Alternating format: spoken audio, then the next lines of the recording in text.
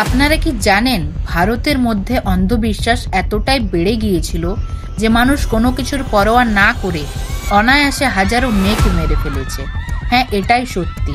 শুনলে ভয় পাবেন, কিন্তু এটাই ভারতের এক অন্ধকার সত্য।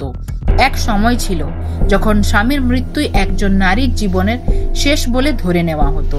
গ্রামের লোকেরা বলতো, স্বামী মারা গেলে স্ত্রীকে একই সাথে একই চিতায় পুড়ে মরলে তবেই সে সতী হতে পারবে।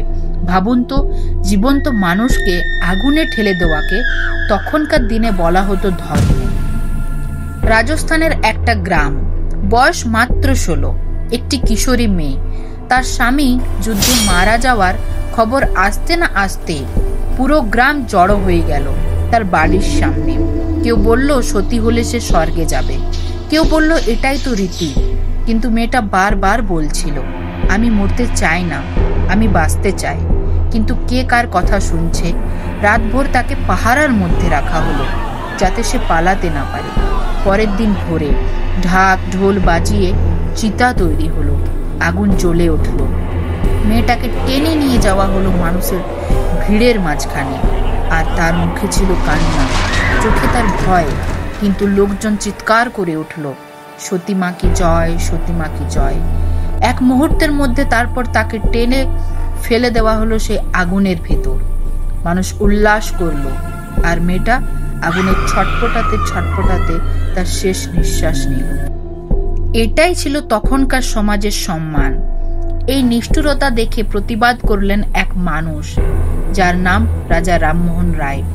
নিজের বাড়িতেই তিনি এক নারীকে সতীদাহ হতে দেখেছিলেন। সেই দৃশ্য তাকে আজও ভেতর থেকে পোড়ায়।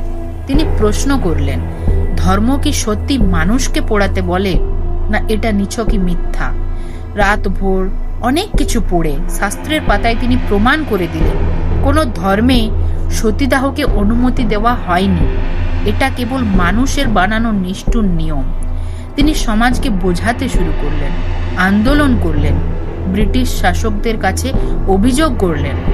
প্রতিটা দিন, প্রতিটা কথা, প্রতিটা মুহূর্ত হাজারো তর্ক। তার লড়াই একটাই ছিল, একজন নারীর জীবন বাঁচানো।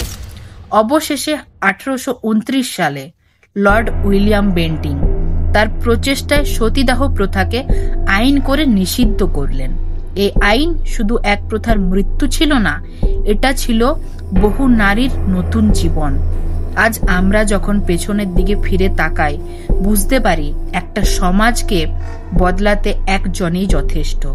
রাজা রামমোহন রায় প্রমাণ করে গিয়েছেন, মানুষ যদি পরিবর্তন করতে চায় তো ইতিহাসও থেমে থাকে না। এটাই সতীদাহ প্রথার ভয়ঙ্কর সত্য, আর এটাই তার শেষ।